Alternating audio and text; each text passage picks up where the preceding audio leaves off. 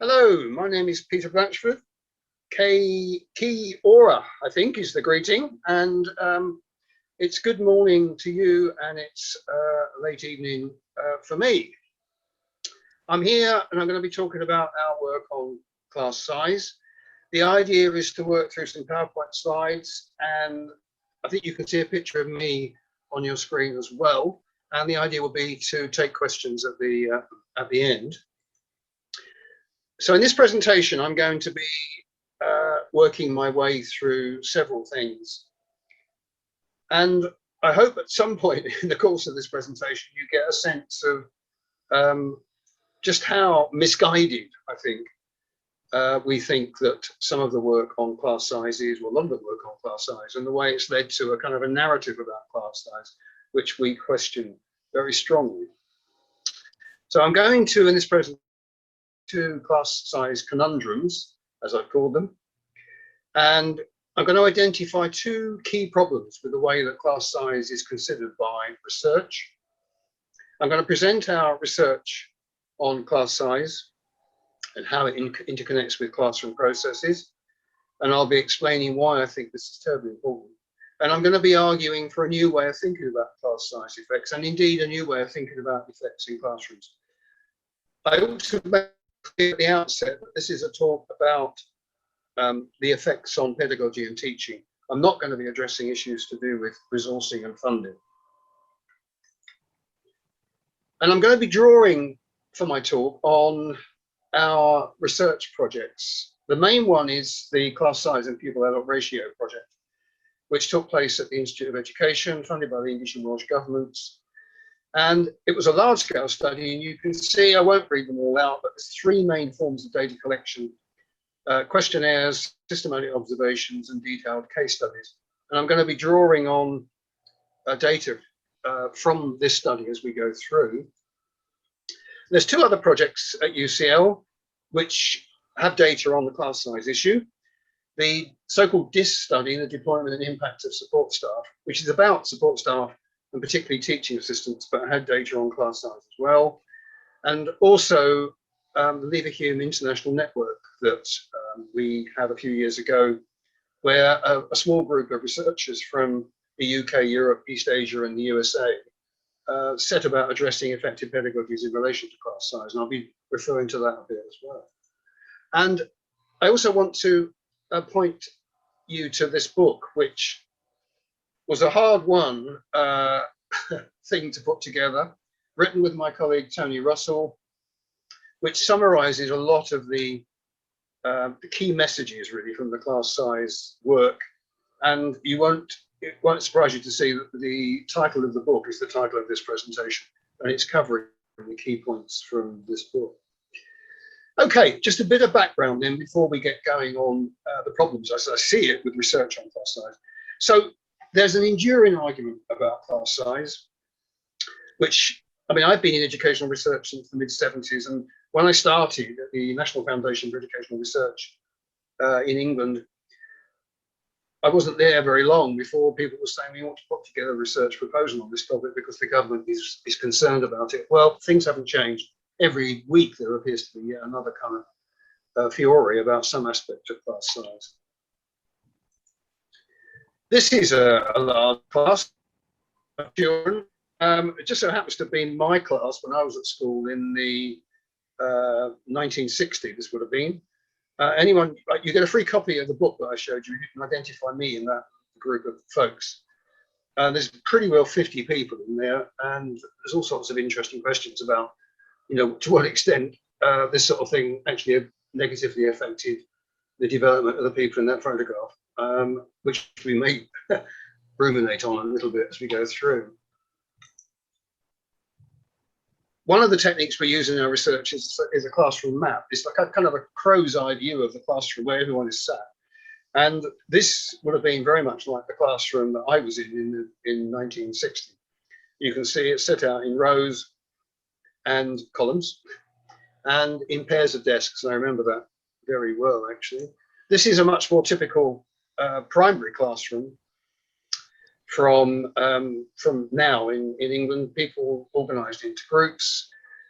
In certain classrooms anyway, certainly in Britain, people will be engaged in different kinds of activities. You can see the composition of the groups, and you can see where the individuals are and the adults are, and you can also see on the right-hand side there that one child is with a teaching assistant outside the classroom.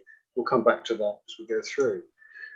This is a large class set out in groups, and this is how many? 36 children. So that is a large class by UK standards, and that's not an uncommon scenario when you've got that many kids.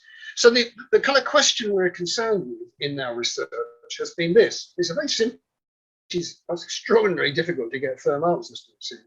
In a class of 18 versus say 35, what difference does it make for teachers and pupils? A few facts and figures about class sizes. The OECD is the main data source for class sizes. Every year they publish Education at a Glance, and it gives figures on class size. Interestingly enough, data for New Zealand appears to be somewhat missing. It says data cannot exist, which is intriguing. My understanding is that only ratio data exists, and there have been a few surveys of class size, but nothing, as it were, at the national level. An interesting point about class sizes in the UK is that class sizes are larger at primary than they are at lower secondary, which is somewhat unique in the world. Big debate about class sizes around the world. In the USA, in Australia and New Zealand, you can tell me more than I can tell you about that.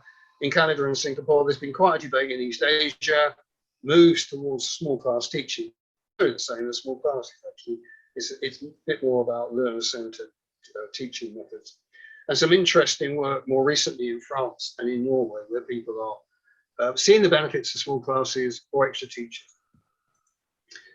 And there's lots of voices in favour of small classes, and often practitioner-based. And I won't go through those, but you can see some of the kind of views that have come through from surveys of teachers, from head teachers, from parents, and why people send kids to private school. And I understand in New Zealand as well that class size is also seen as really important by practitioners.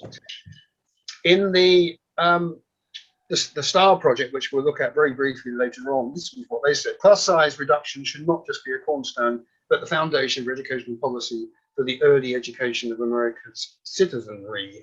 This is Chuck Achilles and Jeremy Finn, who were the PIs on that particular project.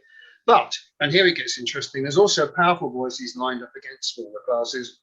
A key voice in this kind of narrative is Andreas Schleicher, who's the head of the OECD PISA surveys, who argued that it's one of the myths of education that small classes raise standards. And he argues, as have a lot of other people, that as high-performing education systems don't have small classes, thinking about countries in East Asia, then clearly class size doesn't matter. That's a misguided view in my view, and we'll come to that in a moment. And there's other voices lined up against the whole idea of smaller classes. In the USA, some people argue larger classes are better for you. Two British academics, following an AERA meeting in New York, argued that really a good way of using resources would be to increase class sizes at secondary school up to 30 pupils. And it's our view that this kind of narrative about class size is becoming more and more accepted in education policy and planning. So this leads us to the first class size conundrum. How do we reconcile these 2 points of view? The practitioner view in favour of smaller classes and the policy and research-based view that class size is not really very important. And Tony and I have identified what we see as another but connected class size conundrum. If the effects of class size are so pronounced, as a number of us would argue, why is it that pupils in smaller classes don't obviously make more progress? And why don't pupils in larger classes seem to obviously suffer? And our effort in this book has been to answer or come to some kind of answer to those two conundrums. All right, let's start then looking at what research has said about class size. To summarize it, it's really about whether class size affects pupil attainment, as measured usually in terms of maths and first language. And the main sources of information on class size effects are the various research projects, correlational, experimental, like the STAR project, longitudinal, like our study, naturally design experiments where there's a sort of configuration within a school, like a threshold beyond which two classes are formed instead of one. And then you can do some quite interesting analysis comparing the larger classes with the smaller classes that have just been created. And we've got probably the main source of information on class size are these various meta-analyses, some of which I'm sure you guys will know about. So there's the early one by Glass, there's the econometric analysis of Hanushek, there's John Hattie's visible learning. In Britain, we have the Sutton Trust Toolkit, and there's a recent Campbell collaboration, meta-analysis of class size. And on top of that, there are various influential reports on research, and I've listed some of them there, which have had a big, big role to play in the narrative about class size. And what does that narrative come up with? It comes up with this conclusion, that the connection between class size and pupil attainment isn't important. It's better to invest your money elsewhere. There's two problems with that conclusion, I think. The first is that it ignores other pupil outcomes. And the second is the connection between class size and pupil outcomes depends very fundamentally on what teachers and pupils do in different size classrooms, different size classes. And what I'm going to do for the rest of this talk really is to say a few words about each of those problems. So the first one, ignoring other pupil outcomes. Obviously, for the book, we did a lot of reviewing of previous work, and we came across a rather nice book by Kayan et al., going back to the early 80s, and they made the point, which we think is very important. To read it out, sorry, this is a bit tedious, but just to read it out, typically achievement tests in reading and mathematics are used to evaluate outcomes, no change there. This narrow definition of achievement overlooks learning in other academic areas, and things like positive attitudes, enthusiasm, overall learning skills. These factors may have long-term effects, not in evidence on short-term achievement tests. Research in education may be misled by its focus on short-term achievement outcomes. So other pupil outcomes are neglected. In the Leverhulme International Network project, we held a number of workshops and sort of seminars. One of them, which we held in London near the Institute of Education, involved a number of really, it was a rather wonderful meeting with a lot of practitioners, really a lot of experience of schools and classrooms. And this was a list of the kinds of things they came up with, which they felt could be connected to small versus large classrooms. Creative work, practical skills, well, you can see the list there, which is not too dissimilar to the work that a number of people have been interested in, since some people have called 21st century skills: creativity, critical thinking, problem solving, communication, collaboration. Now, it's increasingly recognized around the world that these things are very important. But these sort of things don't figure at all in the debate about class size, but may be important. I just want to give you a quick insight into some systematic observation data from the DISS study, where we had a measure of class size. I'm not going to read through all the facts and figures about the study. You can see that on the screen now. So there were, 49 schools, half primary, half secondary. What this systematic observation method involves is observing groups of children one at a time using a pre-organized observation system. And what you can do for each particular observation point is recall the behavior that's occurring plus the class size. And when all of this is sort of multiplied through thousands of observations, you get a very powerful analysis of the co-occurrence of class size and particular behaviors, 34,000 of them, in fact. And we looked at on-task behavior and off-task behavior, pretty crude, but fairly reliably codable. And the general trend was very clear that as class size increased, there was less on-task and more off-task behavior. And conversely, as class size decreased, there was more on-task and less off-task behavior. An interesting effect at secondary level was that this effect was particularly marked for the children who were low attaining at the start. So we separated children into the bottom 25% low attaining, the middle 50%, and the top 25% of children and their sort of starting attainment scores. And the effect was really very marked. And you can see at the bottom of that comparing, say, 30 in the class with 15, you had more than double the amount of off-task behaviour for low attainers in large classes. You can see this rather better on this graph. The beauty of this study, in a way, was that we didn't have large and small classes. We just looked at the whole range of class sizes across a national data set. So if you look at the low slope, you can see, and you go down to 30 in the class, and then work your way up from 15, you can get the figures that I just showed you in terms of the difference between the large class and the small class for the low attained children, very marked. Does this help solve the class size conundrum 1? We think it does, and we try to argue that in the book. And the point really, I think, is that practitioners and researchers have in mind a different set of outcomes when they're thinking about class size effects. So the policymakers and the researchers focus pretty exclusively on academic attainment, but practitioners have a wider perception of pupil function and classroom processes. They're not so concerned about, a particular point where people are assessed in particular subjects. Learning is an ongoing process that takes place. So it may be that it's entirely reconcilable by the fact that people have different points in mind. And by the way, without making a big deal of this, our work is also pretty clear that using teaching assistants in large classes is not really a very good option. We've got good reasons for arguing that unless you think very carefully about how you deploy teaching assistants to, as it were, supplement the teacher, it's quite likely that the children in most need, supported by teaching assistants, will make less progress. And I've got good, we've got good data to back that up. And at the bottom of that, you can see a link to a lecture I gave at the University of Melbourne, which goes into all of this. But what about the second class size conundrum? Why are the effects of class size not more pronounced? And this is where we need to move to our study of classroom processes. Because I don't think we can answer this class size conundrum unless tasks and so on. And we need to pay very, very close attention to the moment-by-moment interactions and activities that kids are involved in.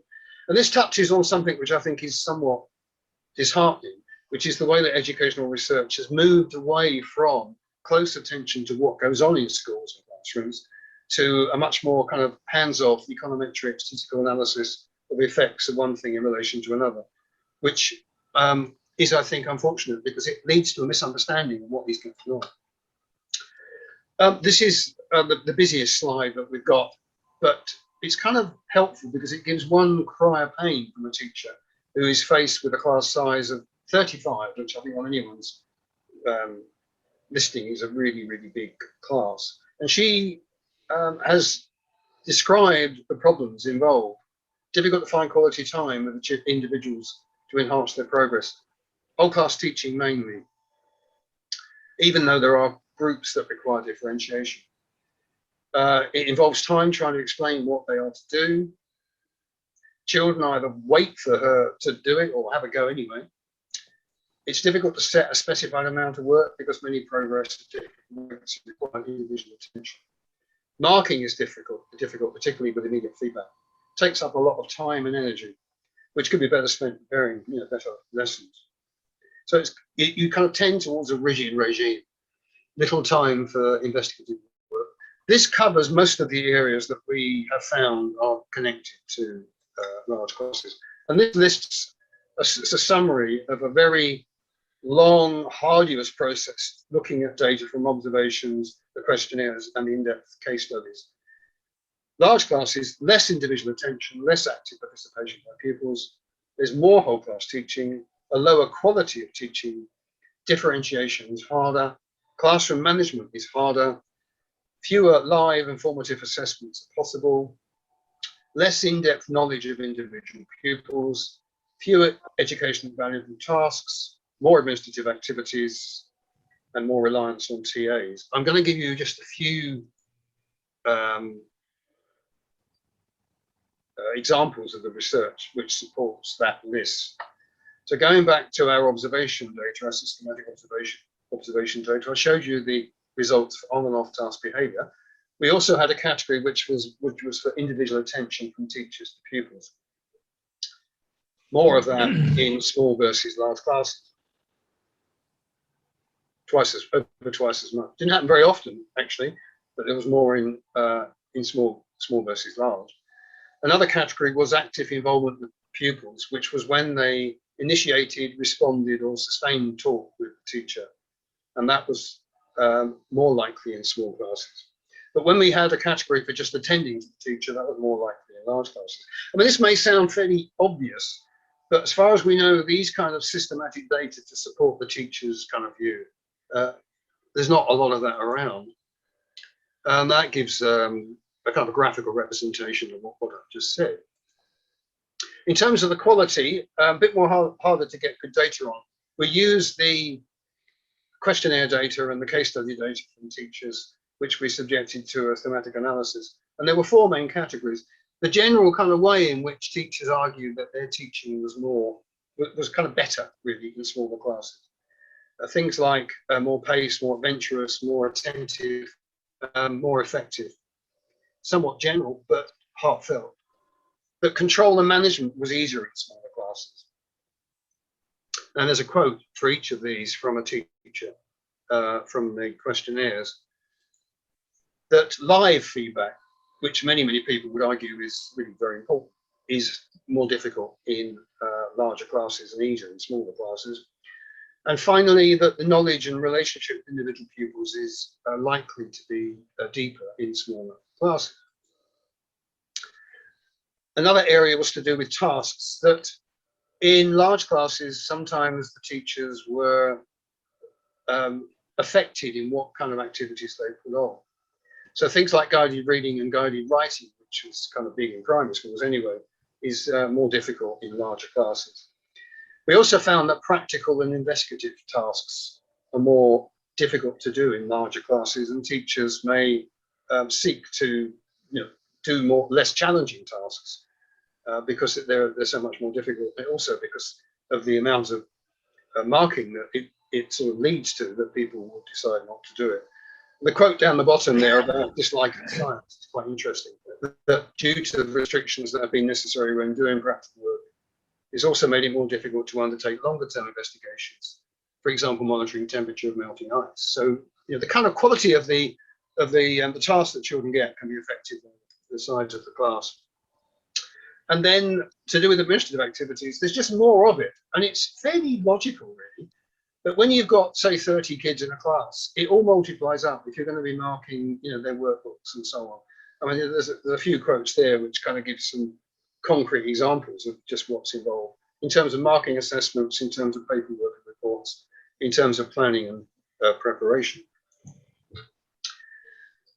And in primary schools in Britain, there's a big issue about class size in relation to the range of aptitudes and attainments of kids within the class, which we think is just kind of not dealt with as fully as it might. Policies of inclusion, very good. Large classes, it makes the whole kind of way in which you teach those kinds of classes such a challenge for teachers. It's no surprise that teaching assistants are being used. But as I've argued, that's not a good solution. And then finally, effects on teachers, which are, again, somewhat swept under the carpet, which are also very important. It's very clear from our data that workloads, tiredness, stress are increased in larger classes. And you could feel the kind of outpouring of grief from teachers when addressing this issue when I've got a lot. And you think about the problems we have in this country anyway, the teacher retention, and you wonder, well, it's not helped by having large classes. So putting all that together, some key points. We argue that there's a kind of a tendency in educational research to go for like a single cause, class size, academic attainment. We argue that for what we call the fallacy of the single cause, and the solution to it, that the way to deal with it, therefore, is to do this or that. We argue that ignores the interconnected and sort of multifaceted nature of classroom life and the importance of classroom processes, to take those top 3 bullet points in one.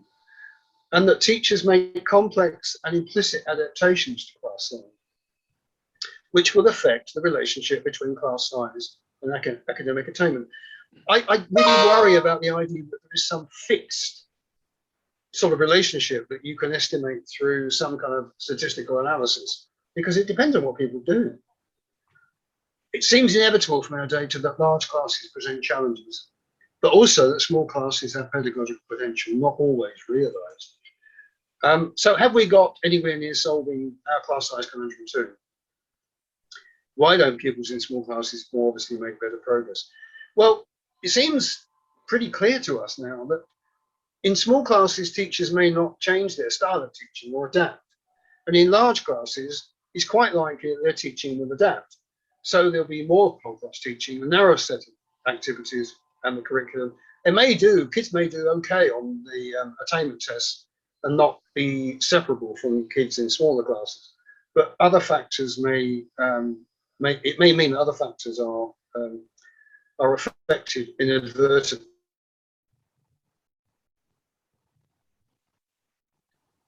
So to make some sense of all of our data on classroom processes, I've been developing in my most recent work, what I've called an eco-relational approach to classroom learning, which is paying particular attention to two main features: micro proximal classroom context, for example, within class groupings, seating, the tasks, and of course class size, and then the relationships between the people within the classroom, teachers and pupils, and particularly pupils with pupils, which is rather overlooked. This is a way that we have developed to help us understand the effects of class size. Also, the education of children with special educational needs in mainstream schools, and our data on within class groupings. So it's the alignment of all these interconnected aspects which is crucial for the realization of the pedagogical potential. And how within large classes that kind of alignment can become very misaligned, and that's kind of one of the key problems. So it's not just about big or small classes, it's a very complicated but very sophisticated pedagogical analysis of what we need to do in a different kind of classroom context. So the right question, it seems to us, is not so much is small better, but how to best adapt teaching to make the most of smaller and larger classes. And this is something that we seek to do in the Rethinking class size book, and I won't go into that unless we come to that in questions, but we go into that. So we not only do we identify the problems with large classes, we try to identify what one can do about it. Okay, we're nearly there now. I do think that more research is required, but certainly not more meta-analyses and reviews of the same old studies. We've done that. It doesn't really get us anywhere for the reasons I've said. What I think we do need, and surprisingly enough, we don't have enough of, are more dedicated studies of class size. Quantitative studies, in fact, which deal with outcomes, okay, but also with mediating classroom processes. And secondly, we need studies of what works in larger and smaller classes. That is something that we haven't got very much of. So, class size is important. Need to plan for smaller, larger classes. We need to reclaim the class size debate, I think, from economists out there. And we need more high quality dedicated research on class size. There's the class size book. The rest of the PowerPoint slides, which I think you'll have access to, give further references to the class size topic. There's one, the bottom one there, Rethinking Class Size, a question and answer session, which you may find, if you want to follow any of this up, you might find it useful as a kind of an introduction. So thank you very much, and look forward to some questions and comments after this. Thank you.